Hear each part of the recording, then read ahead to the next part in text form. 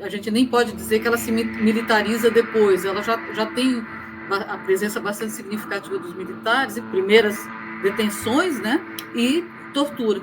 Há um relato, inclusive, de um trabalhador que teve suas unhas arrancadas. É um caso de suicídio, né? Ele se joga de uma passarela. E o que aconteceu com a vida desse trabalhador após ele ter sido demitido? Ou seja, há um processo de destruição da vida familiar dele. O Petrobras tinha conhecimento, aquela pessoa era tida como uma pessoa que participou de tortura, e mesmo assim ela traz para dentro dos seus quadros funcionais.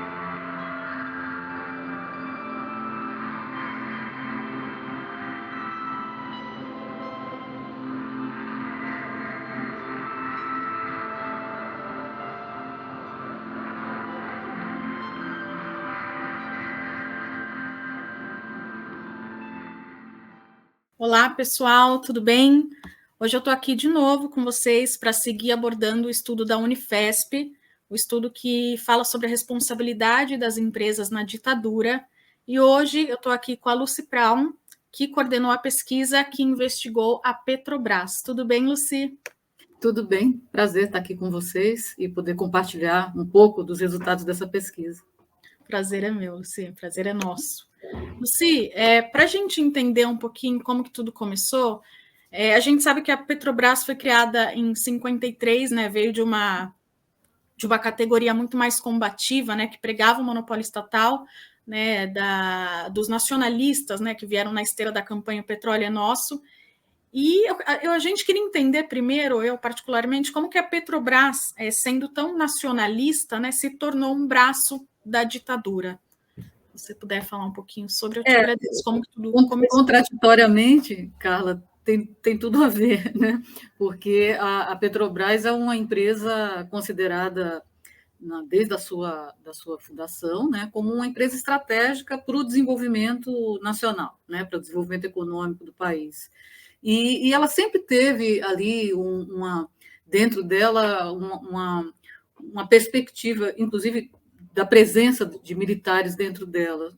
Então, a gente nem pode dizer que ela se militariza depois, ela já tem a presença bastante significativa dos militares, e parte desses militares estão envolvidos com essa noção de que o petróleo, a produção de petróleo, tem a ver com o contexto histórico do mundo, né, não só do Brasil, são estratégicos, e no caso de um país periférico como o Brasil, estratégicos para o desenvolvimento local, né? Então, essa noção já está muito presente. Ela é muito disseminada, inclusive, entre os trabalhadores e trabalhadoras da Petrobras, ainda que nesses trabalhadores essa ideia de nacionalismo assuma um contorno um pouco diferenciado. Quando acontece o golpe, ela é vista como um lugar em que, até como reação ao movimento sindical bastante forte que os petroleiros constituem ali no período anterior ao golpe, ali nos anos 60, ela é vista como um lugar que deve ser ocupado imediatamente e controlado, né? Então, a reação dentro da Petrobras, dos golpistas, né, a maneira como eles se apropriam da empresa, tomam conta dela, como os militares tomam conta dela, e aí já não numa perspectiva da ditadura mesmo, ela é proporcional a essa noção de que se trata de uma empresa estratégica e que deve ser colocada sob controle, e sob o controle governamental da ditadura, esmagando aí a organização sindical bastante significativa nessa época. Entendi. Então, já tinha relação ali com os porões da ditadura, digamos assim, né? Eu não diria... o que eu posso te dizer é o seguinte: há um processo, os documentos indicam, inclusive, que esse processo de monitoramento e de reação à organização dos trabalhadores é anterior ao golpe, certo? O golpe não se constrói do dia para a noite, ele vai sendo construído, né?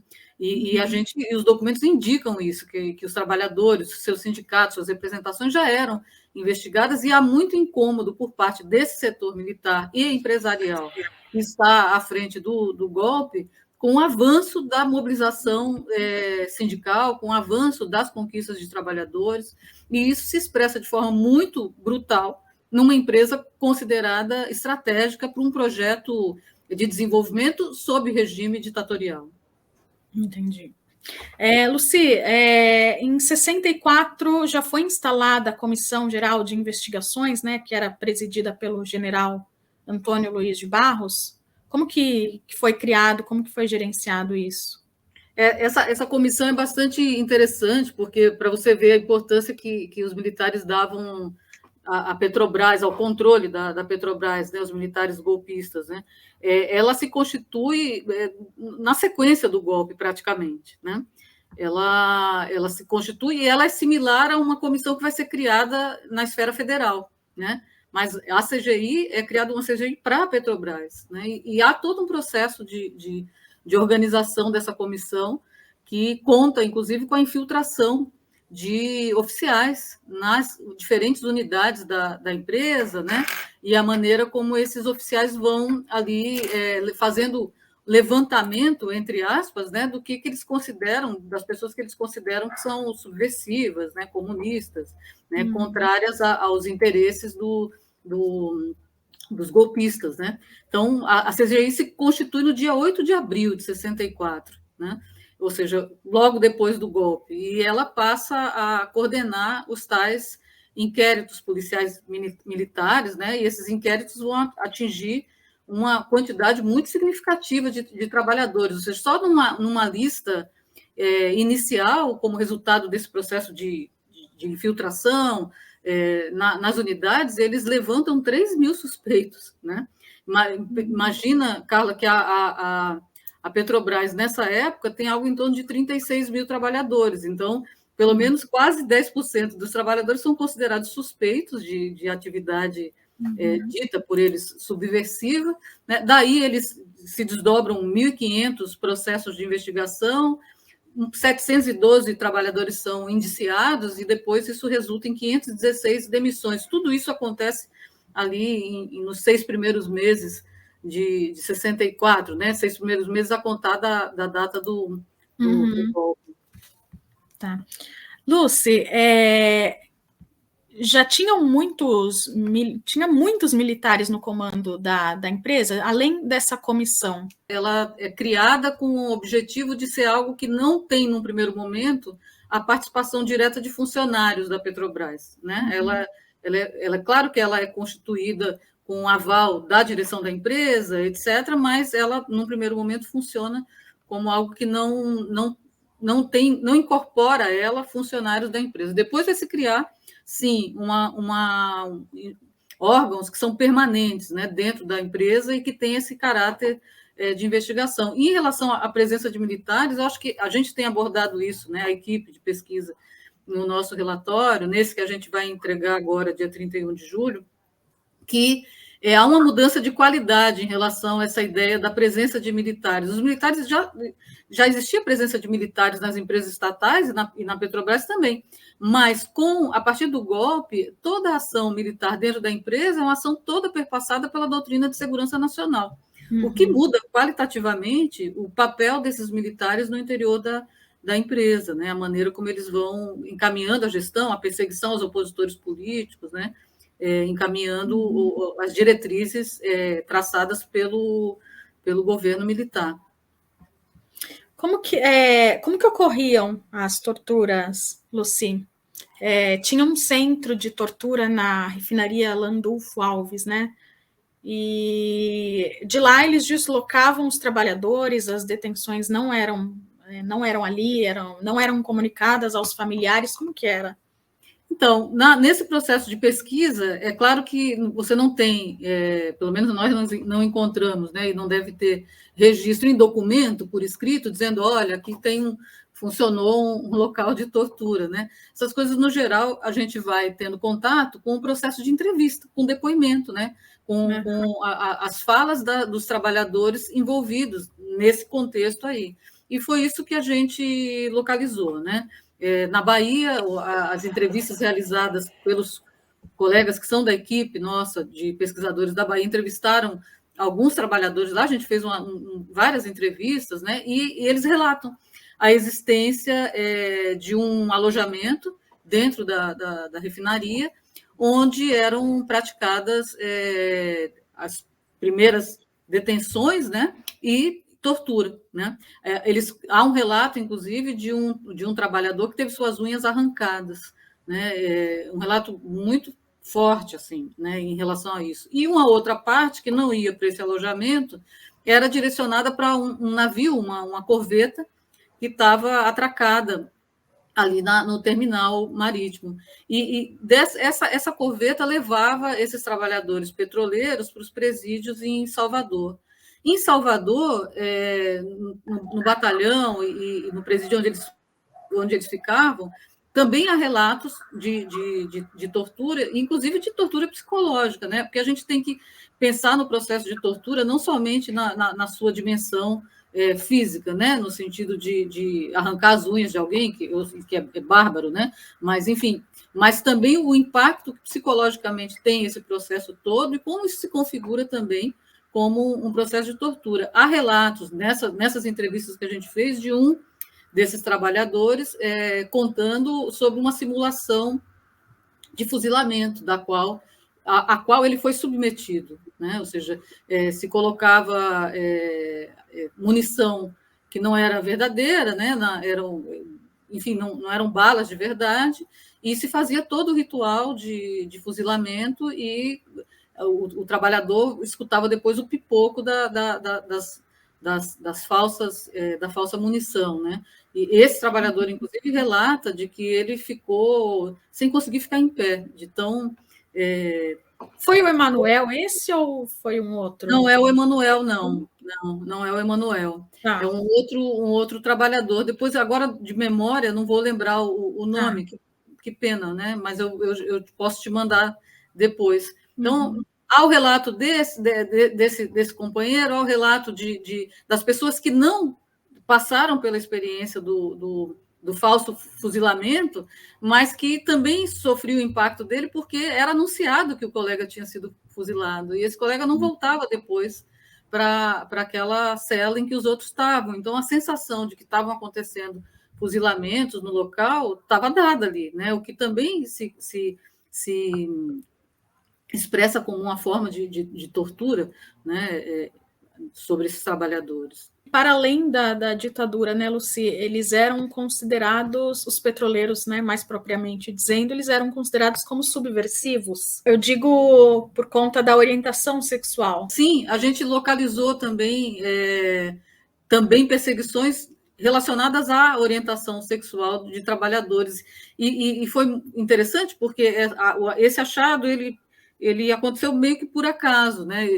Eu estava ali olhando as fichas, e apareceu ali uma situação mencionando a questão da sexualidade do trabalhador, e aí, a partir daí, nós começamos a buscar fichas no acervo com algumas palavras-chave utilizadas na época para fazer menção à sexualidade dos trabalhadores.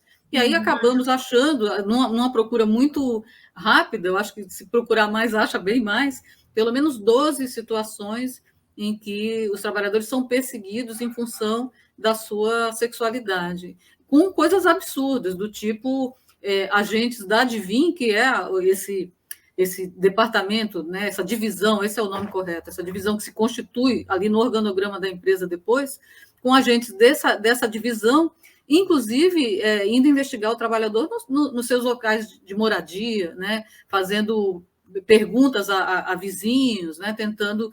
há situações de violação de correspondência também, enfim,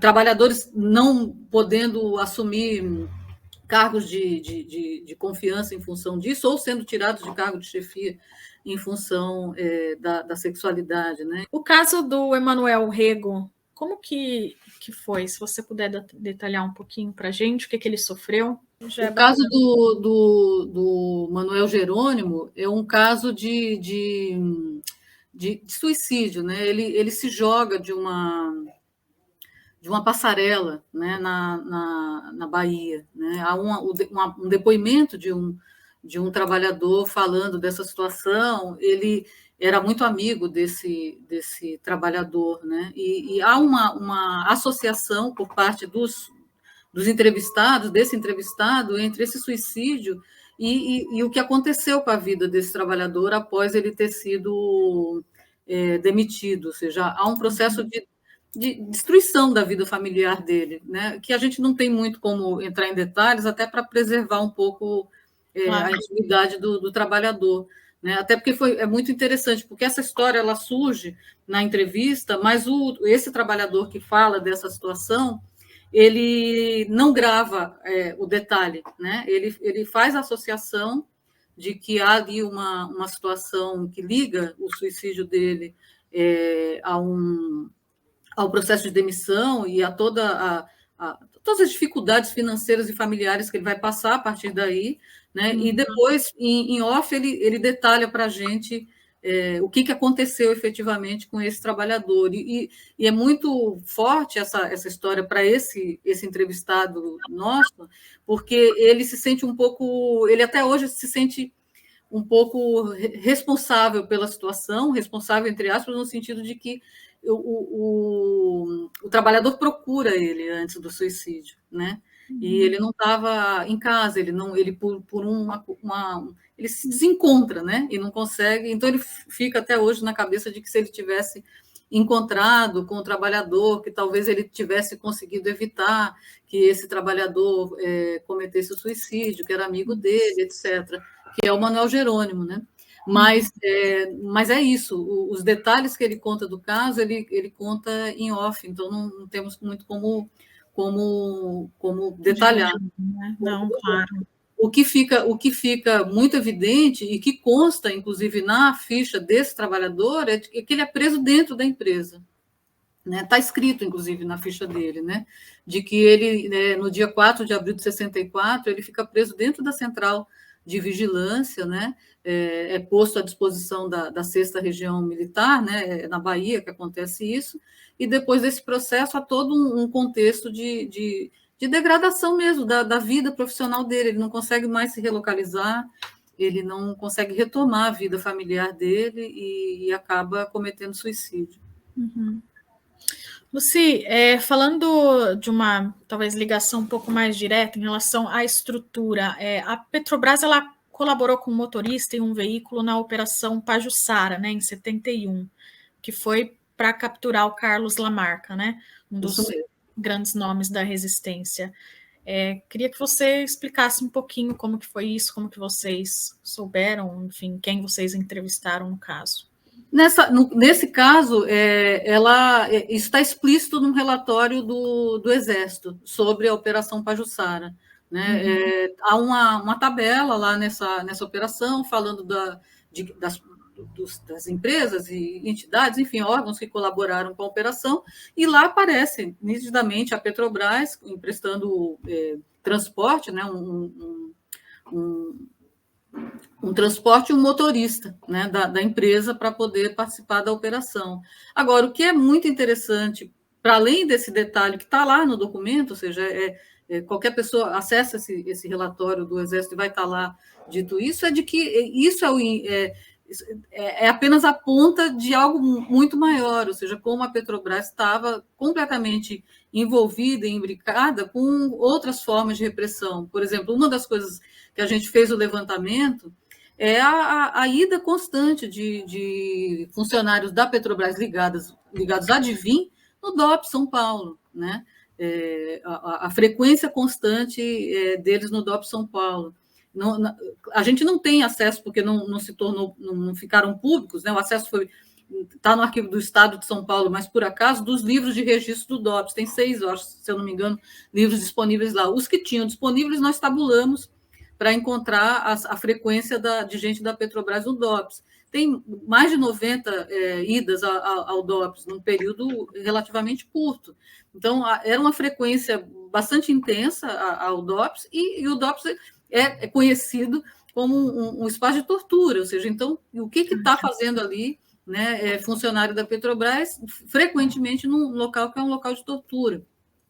Além disso, assim, essa relação da empresa com o governo militar, com o regime militar, é bastante intensa, e a gente observa em outras situações, como, por exemplo, na formação das comunidades de informação, da qual a Petrobras faz parte, a Petrobras cedendo espaço das suas refinarias para reunião de comunidade de informação, né, a contratação de agentes, né, de militares com essa função, né, de espionar dentro da empresa, né? Enfim, até contratação de pessoas indicadas como torturadores existe na empresa durante esse período, né? E com conhecimento da empresa, porque na ficha de uma dessas situações em que a gente localizou, em que essa pessoa contratada é acusada de ser torturadora, há anexada na ficha uma lista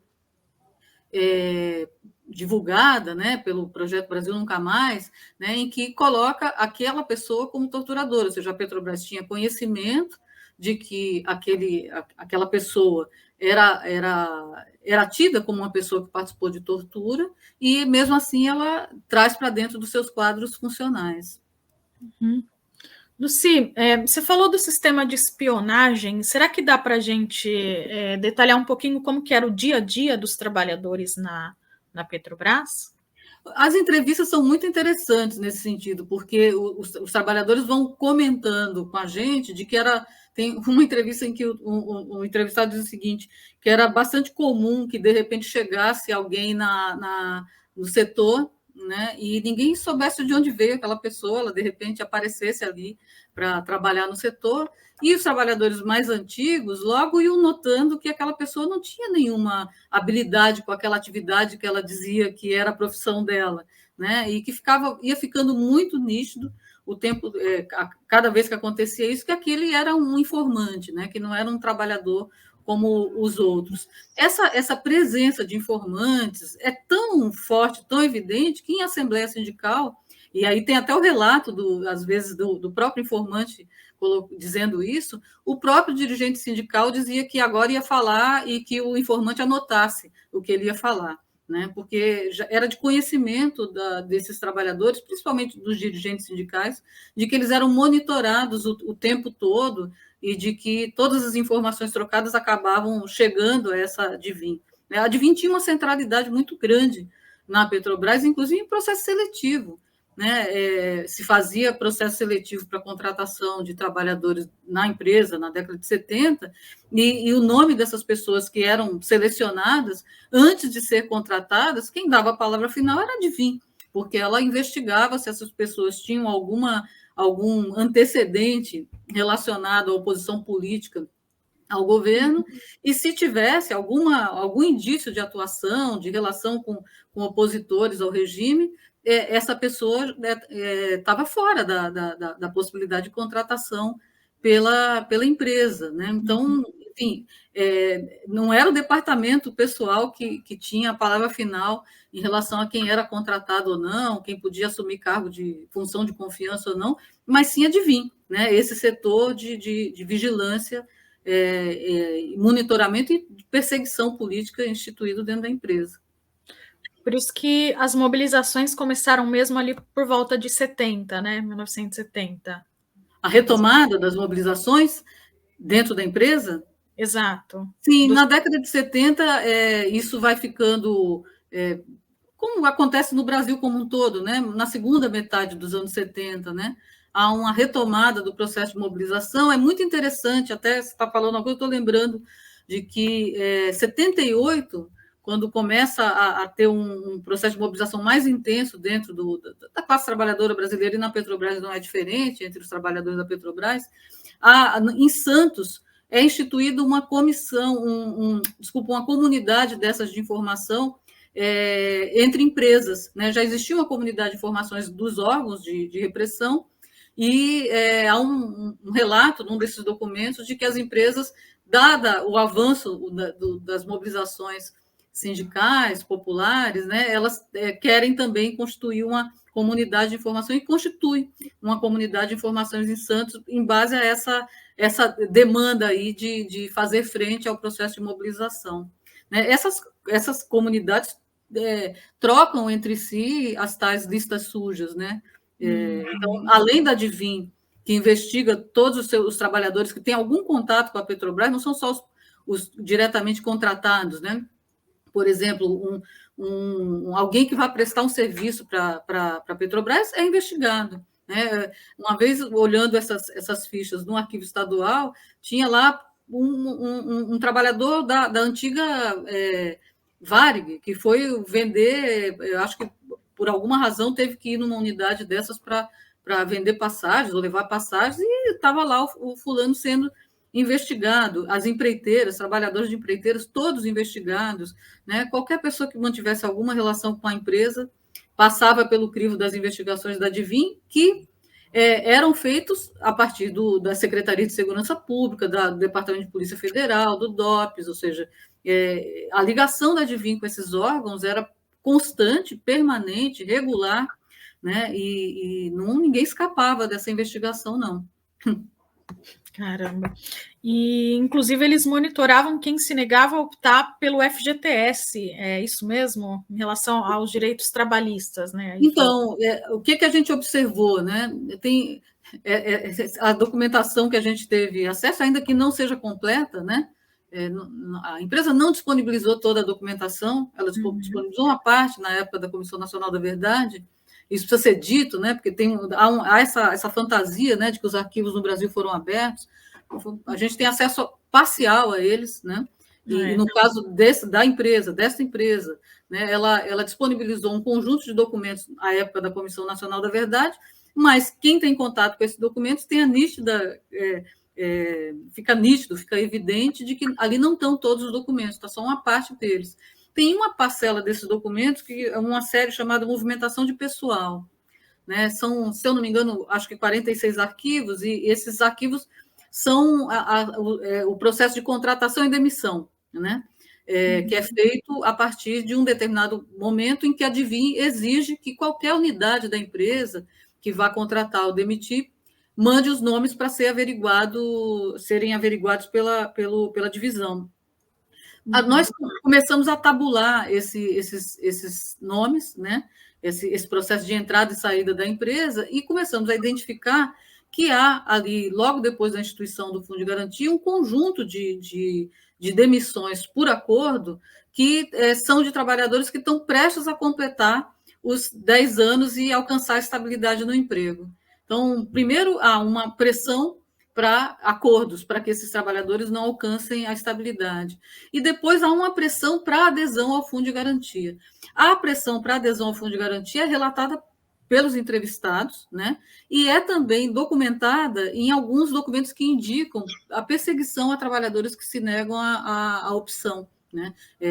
Perseguição, inclusive, aos advogados que estão por trás de defender esses trabalhadores. Uhum. Lucy, eu acho que caminhando ali para o finalzinho da ditadura, no governo Figueiredo, né? A Petrobras ela foi responsável por 2 acidentes, né, no campo ambiental, acho que foi ali em 83, né? Se você puder detalhar um pouquinho, porque que eu me lembro assim, né, era um caminhão, né, que levava combustível da Bahia para o Sergipe e acabou, né, despejando ali uma grande quantidade de produto por lá. E eu sei que a Petrobras não tomou medidas em relação a isso, né, o que culminou em inúmeras mortes. Sim, são 2 acidentes, um a gente conseguiu ter acessar de maneira mais profunda, porque conseguimos alguma documentação, parte dessa documentação, inclusive, a partir da solicitação do Ministério Público Federal, a gente conseguiu ter acesso. O outro, esse é o de Vila Socorro, a gente conseguiu aprofundar. O outro é o de Pojuca, que é algo muito similar no sentido do modus operandi da empresa, mas que a gente ainda é algo para ser aprofundado, né? Então, por quê? Porque muito pouco documento em relação a isso, fomos atrás dos arquivos para achar reportagem de jornal, então há menção em relação a isso, mas dada a correria da entrega do relatório, vai ficar para aprofundar depois. O da Vila Socorro é um escândalo, né? Uma situação bastante absurda, quando você pega, a gente tem acesso aos documentos e vê primeiro, que é uma comunidade que se constitui ali no entorno da refinaria, né? Uma comunidade bastante pobre, né? Bastante. Tem até relatório das assistentes sociais da empresa relatando as condições de vida dessas pessoas na ocasião do acidente, né? É constituída uma comissão que tem a participação de assistentes sociais, elas vão relatando a condição de vida dessas pessoas, esses homens e mulheres que habitam ali nessa comunidade, e há um vazamento de algo em torno de 700 mil litros de gasolina por 12 horas, ali entre o dia 24 e 25 de fevereiro de 84, e que depois gera a explosão de um oleoduto que ligava a refinaria Presidente Bernardes de Cubatão ao terminal de Alemoa, né? Enfim, e essa explosão gera obviamente, a incineração dos barracos, né? E das pessoas, né, que estão ali, né? E há muita controvérsia em relação a quantas pessoas morreram nesse episódio. A Petrobras assume oficialmente, assume não, né? Reconhece, ela não assume que é responsabilidade dela o acidente, né? Mas ela reconhece 93 óbitos, é isso que ficou reconhecido depois como o número oficial de mortes pelo governo, pela empresa, etc. Mas há um conjunto de indícios que levam a crer que a quantidade de óbitos é superior. E quando a gente olha os documentos sobre isso, fica muito evidente de que a possibilidade de ser muito mais do que 93 está dada pela própria documentação que a empresa constitui, né? Há listas com famílias inteiras desaparecidas, né? Há depoimentos de profissionais que na época atuaram no caso da Vila Socorro, que dão conta de que eram postas numa mesma urna funerária mais de restos mortais de mais de uma pessoa, né? Da dificuldade que se tinha, às vezes, de localizar pessoas, dado o grau a temperatura atingida pelo fogo. Então, há indícios muito fortes ali de um processo que é encaminhado apressadamente para ter um desfecho rápido e para não se responder pela responsabilidade, tanto do ponto de vista das mortes, em grande quantidade de crianças, né, de adolescentes e crianças, o que torna mais grave ainda a situação, né? E um aligeiramento de se pagar indenizações irrisórias sem reconhecer a responsabilidade, como se estivesse fazendo uma ação humanitária, né? De forma a não responder criminalmente pelo que aconteceu naquela comunidade. Então, essa é uma das questões que a gente retoma no nosso relatório. Basicamente, os danos foram minimizados e o acesso à justiça foi dificultado, né? Exatamente. Com perseguição, inclusive, dos procuradores dos promotores, desculpa, né, do Ministério Público Estadual, que tocavam o caso na época, né? Há documentos da empresa solicitando o afastamento deles do caso, né? Então, enfim, né,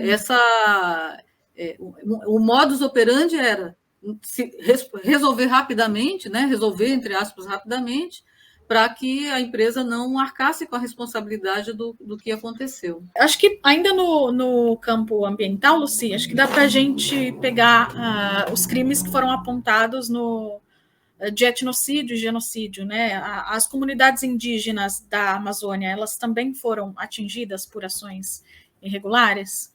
Sim, e olha que a nossa pesquisa, até por falta de tempo mesmo, né? Parece o tempo é curto, né? Para tantas, é impressionante, porque é uma empresa nacional, né? E dado o tipo de atividade que ela desenvolve, né? Com inserção em várias situações, né? No caso das populações indígenas, a gente pegou um recorte muito pequeno da atuação da empresa, que é a atuação no Vale do Javari. E, na verdade, não é nem a atuação como um todo, é a atuação de 3 equipes sísmicas no Vale do Javari e como que essa presença dessas equipes sísmicas nessa localidade gera, primeiro, invasão de território ocupado por povos tradicionais, né, povos indígenas, de diferentes etnias, né, com abertura de picadas, de clareiras, com explosão de cargas de dinamite nesse espaço, e com impacto muito significativo, tanto para a população nativa como para o ambiente na região, né? Há de se dizer, inclusive, que nessa localidade existem um conjunto de povos isolados, né? Ou seja, a empresa estava atuando numa região de povos indígenas isolados, né? E atingindo diretamente os territórios desses povos sem nenhuma autorização prévia, né? Sem nenhuma, aliás, enfim, né? Nem o contato era para ser feito, né? Não eram nem para estar ali. Uhum. Lucy, eu acho que antes da gente entrar na política de reparação ali da justiça de transição, acho que eu queria que você me falasse o que mais te impressionou nesse estudo, como que você encontrou forças para continuar seguindo, entrevistando, falando sobre tudo isso, né? Que, enfim, é algo tão importante que a gente tem que rememorar o tempo todo, né? Para que a gente não caia no mesmo erro. Eu acho que assim o que vai. Primeiro, eu acho que para nós, pesquisadores, né, a equipe é formada por. Eu sou socióloga, mas a gente tem advogados, historiadores, né, enfim. Para nós da academia, olhar para isso tudo é muito importante, né? Olhar e conseguir, de alguma forma, tornar público o que aconteceu, né? Desmistificar a ideia de que, no período da ditadura, não foi a sociedade como um todo que sofreu com a ditadura. Ou seja, quando a gente está falando de ditadura militar, ainda que alguns grupos tenham, sim, efetivamente sofrido diretamente com as ações, né, de perseguição, de violência, desaparecimento, tortura, né? Mas quando a gente vai pegando a ação dessas empresas, a gente vai observando que, além desses grupos que são mais conhecidos, né, a sociedade como um todo pagou pela presença da ditadura militar, pelas ações da ditadura militar.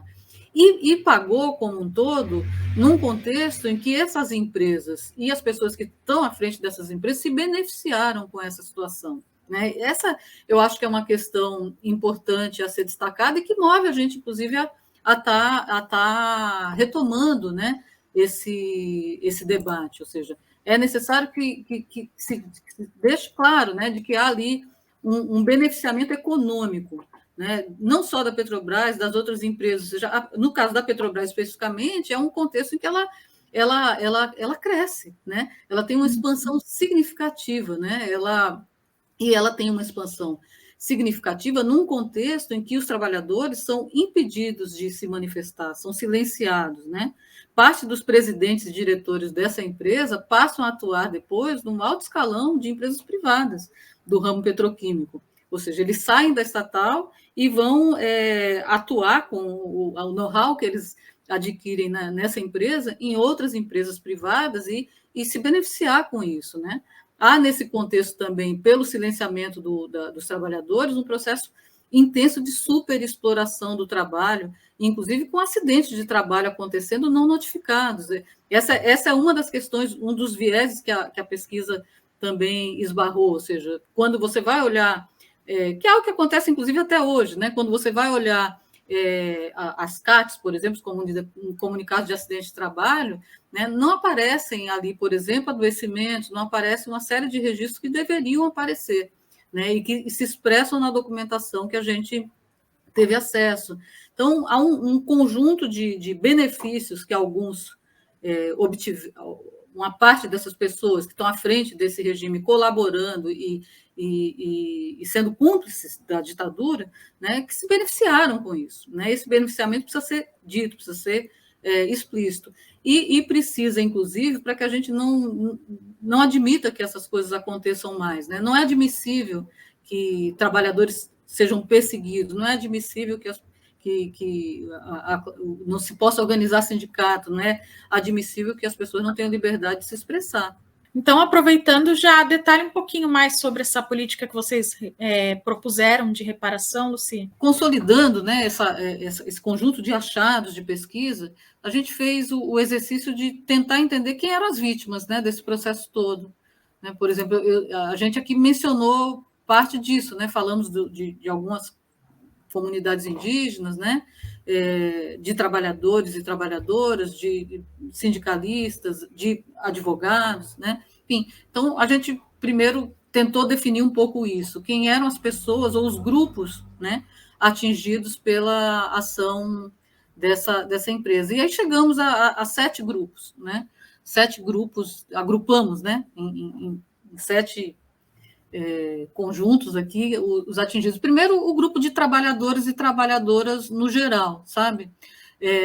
Porque, ainda que seja bem identificável que um setor específico de ativistas, sindicalistas, tenham sido o principal objeto da perseguição, da repressão desencadeada no interior da empresa e pela ditadura, né? Todos os trabalhadores sofreram com isso, né? Imaginem o que é você estar ali pós-64, pós o golpe, numa lista de 3 mil suspeitos, né? E sendo chamado para depor num contexto em que a tua possibilidade de defesa não existe, né? Quando a gente pega, por exemplo, o depoimento desses trabalhadores, fica evidente que não, tem ali um ambiente de coação, né, de terror sobre esses trabalhadores que impede qualquer possibilidade, inclusive, de defesa, né? O medo está instaurado, está instituído. Então, de cara, todos os trabalhadores e trabalhadoras dessa empresa, das empresas terceirizadas que estavam ali prestando serviço direto ou indiretamente para a Petrobras. Vou ler até um trechinho de um desses pareceres dessas comissões, desses inquéritos policiais militares, onde se diz o seguinte, ó, dado pelo coronel Futuro, que era uma das figuras que atuava lá na Bahia, como débil mental, indicado na ficha como comunista preso na 6ª Região Militar, pelas informações de seu chefe imediato, é empregado normal. Consta que o epigrafado, considerado elemento esquerdista, frequentou 2 reuniões de estudantes das faculdades de Santos, as quais foram realizadas nos dias tal e tal. Ou seja, esse o tipo de descrição que se faz da atividade desses trabalhadores, né? E é esse o terror que se instaura no interior da empresa. Só para você ter ideia, nesse acervo de investigação desses trabalhadores, tem mais de 130 mil fichas, dossiês, que, aliás, tem denúncias de que se mantiveram depois do período militar, né? Bom, então esse é o primeiro grupo, o grupo de trabalhadores e trabalhadoras. Depois a gente constitui um grupo específico para os dirigentes de entidades representativas dos petroleiros, porque entendemos que dentro desse agrupamento maior, que são os trabalhadores e trabalhadoras da Petrobras, de empresas terceiras, etc., prestadores de serviço, há um direcionamento específico de ataque aos dirigentes sindicais, porque há um objetivo muito evidente nisso de silenciar qualquer possibilidade de mobilização e de resistência no interior da empresa. Então, esse é um segundo agrupamento, né? Um terceiro agrupamento específico que a gente selecionou são dos familiares desses trabalhadores. Né? Não é possível se falar em violação de direitos dos trabalhadores sem considerar o impacto que isso tem para as famílias desses trabalhadores e trabalhadoras. Né? Nós chegamos a colher um depoimento de esposa de um dos petroleiros que a gente entrevistou, e ela conta como a vida da família foi posta de perna para o ar nesse período, como o medo fazia parte da vida dela, né? Um outro entrevistado que a gente teve contato, o Mauro, né, de Santos, a voz dele embarga quando ele fala das dificuldades que a família dele teve que passar no momento em que ele não conseguia emprego, não conseguia se relocalizar no mercado de trabalho, enfim. Então, as famílias foram bastante atingidas nesse processo. Depois, as próprias entidades dos petroleiros, ou seja, a entidade, ainda que ela precise dos diretores para existir, o patrimônio delas foi violado, né? Elas foram impedidas de funcionar regularmente e livremente, né? As populações em situações de vulnerabilidade, como a gente já mencionou, né? Tanto os da Vila Socorro, como esses povos indígenas que estão nesse recorte de pesquisa que a gente conseguiu fazer no Vale do Javari, os profissionais que atuaram em defesa dos vitimados, que também foram perseguidos, e vítimas de operações do Exército e do DOPS, porque tem ali a marca da empresa participando de operação e frequentando as dependências do DOPS São Paulo, né, e de outros departamentos dessa natureza também. Bom, diante desse quadro todo, né, o mínimo, e eu digo mínimo porque isso é uma questão que tem que ser construída junto com as vítimas, né? E a gente fez algumas sugestões aqui para que pudesse depois ser aprimorada, ampliadas. O mínimo que a empresa pode fazer como reparação é reconhecer, né? A partir das normas do direito internacional relativas aos crimes contra a humanidade, as violações que praticou em colaboração com o regime ditatorial, né?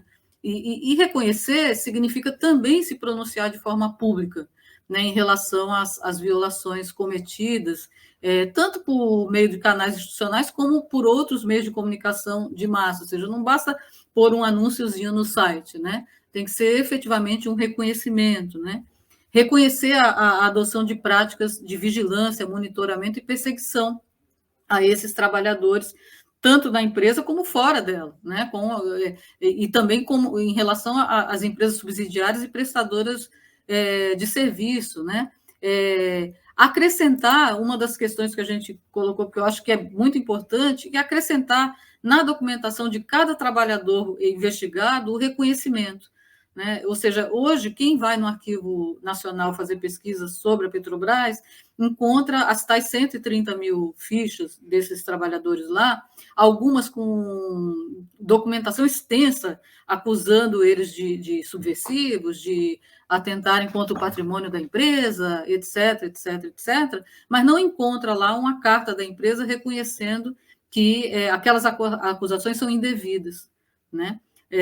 De que aqueles trabalhadores, na verdade, foram perseguidos. Então, parte desse processo, esse reconhecimento, né, financiar a continuidade de pesquisas, restituir aos povos indígenas a condição das suas terras, ou seja, ir lá e tirar os restos de material que foram deixados nesses povos, ou seja, reconhecendo, inclusive, o dano causado a essa população. Enfim, nós listamos no nosso informe público um conjunto de medidas reparatórias, mas achamos que vão além das que a gente listou, e a gente tem tentado construir, junto com as vítimas, quais outras reparações elas julgam que são importantes para que seja colocada no relatório final, passem a compor o relatório final. Legal, Lucy. E aproveitando, o seu doutorado tem como tema a saúde mental dos trabalhadores, né? Então, eu queria que você falasse para a gente como que você acredita que os trabalhadores possam lidar com tudo isso, né? Como que a gente lida com essa herança cruel?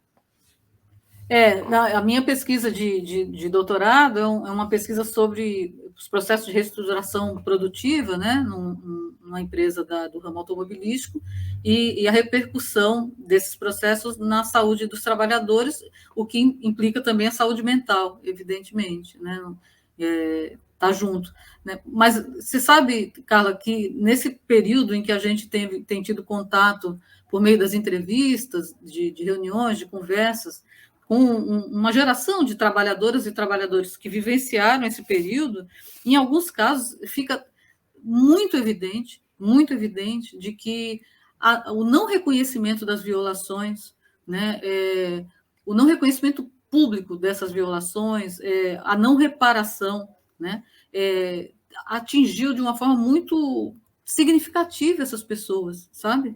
Uma parte desses trabalhadores ressignificaram esse processo se organizando nas associações de anistiados, né? Então, há todo um pessoal que deu sentido coletivo a essa luta e se mantém até hoje lutando por esse reconhecimento, lutando, inclusive, pelo reconhecimento da anistia, né, de alguns trabalhadores que nem sequer tiveram direito à anistia, né?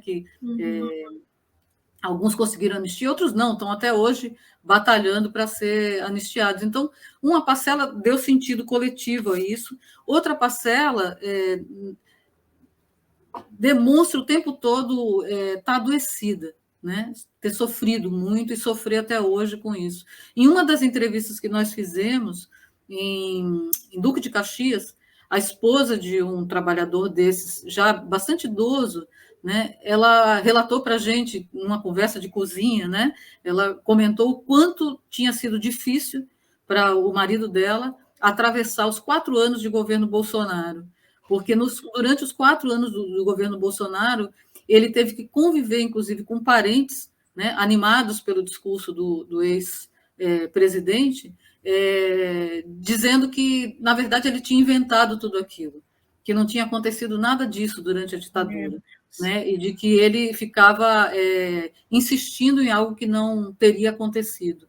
E o quanto aquilo fazia ele sofrer novamente tudo que ele já tinha sofrido no passado. Então, rever esse processo, rever o passado, revirar ele e trazer a memória, né, fazer justiça, né, reparar, é algo fundamental, não só do ponto de vista histórico, né, mas para que a gente possa construir uma sociedade diferente e que a gente possa dizer para esses trabalhadores de que o que eles estão dizendo que aconteceu com eles, é verdade, aconteceu, entendeu? De que eles foram vítimas de um regime ditatorial, né? Que não atuou sozinho, atuou em colaboração com um conjunto de empresas e que violou direitos, né? E de que isso é inadmissível. Com certeza. Lucy, obrigada pela sua participação e que a gente continue aí contribuindo com o estudo de vocês, com a causa de vocês, porque acho que já passou da hora, né, da gente pedir e gritar por reparação às vítimas que sofrem até hoje com tudo que passaram. Obrigada. Eu que agradeço, Carla. Imagina, que é isso. E lembrando, pessoal, terão mais episódios, né, sobre esse estudo da Unifesp, que está sendo disponibilizado para vocês a cada domingo, tá? Então, é isso, é só acessar o canal que está por aqui. Obrigadão, Lucy, obrigada.